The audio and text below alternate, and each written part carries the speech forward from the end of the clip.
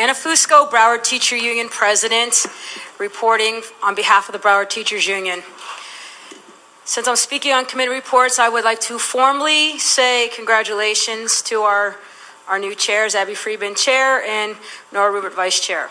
I'm looking forward to a very productive school year. So I want to speak on a couple of items real quick in my allotted time.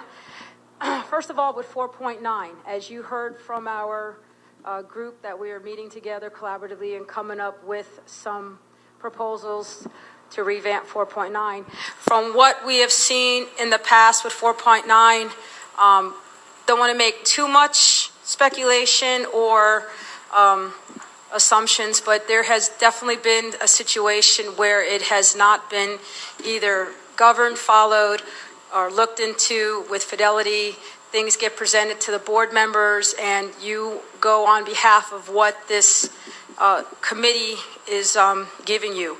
And I'm slowly but surely seeing little by little some of you wanting more in depth of what's going on. So when we are affecting people's lives, aside from just having conversation, a talk, a letter, whatever type of discipline, which turns into eventually could be progressive discipline, can all, ultimately change a person's life if things aren't done in a manner which the due process is there for.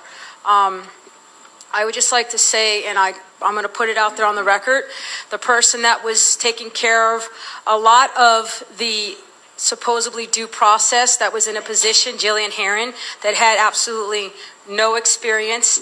That is where it's coming to light that everything that she has done or has been involved with and touched and interrogated and supposedly investigated, which was brought forth, has done nothing but harm, should be thrown out the window and ignored. So anybody that is coming up for any type of discipline, if her name was attached to it, you should all put it on record that you thoroughly check into it and see how it was done, because everything that is coming across the board on my end, that it was done with no fidelity and done with only of intent of maliciousness and to harm. On that note, I want to move on to when we are bringing forth any type of concerns, to whether it starts off with in the management section or we do talk to board members, we are not bringing anything forward to where we just want to get out there and we have an I got you on anybody. It is for conversations. It is for things to be looked into, checked into, because that's the only way we're really going to have anything out there knowing. And I have to say, on a comment that Mrs. Levinson mentioned, that you singled out the teacher group. You know teachers that have emotionally and physically abused. That should not be labeled to any particular group.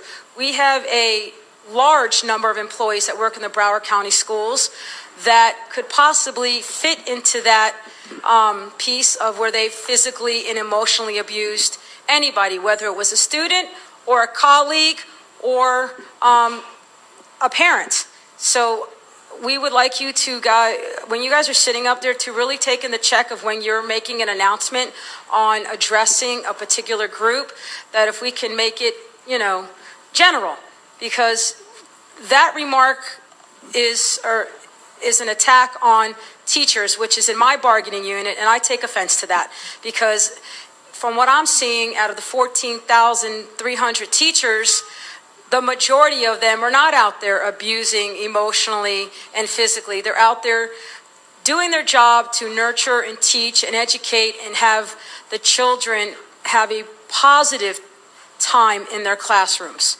So if you can please take into a check, and I know sometimes we speak in out of passionately and we speak incorrectly, which we're all human, aside from doing our professional job, and as long as it's brought to our attention, we can make a correction.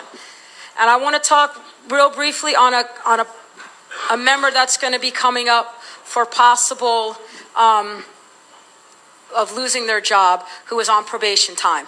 And we know that it's a state law that in anything that's dealt with in a probation period, that it's just That's just how it is. But when anything that gets presented to the executive board members and you have an opportunity to hear the evidence and to stop it, I would like you to listen to this person when she gets up and speaks about her position as a teacher in our schools, because we don't want to lose teachers for information that is not accurate. We want to try to keep them and mold them, and maybe they might just need to be moved on.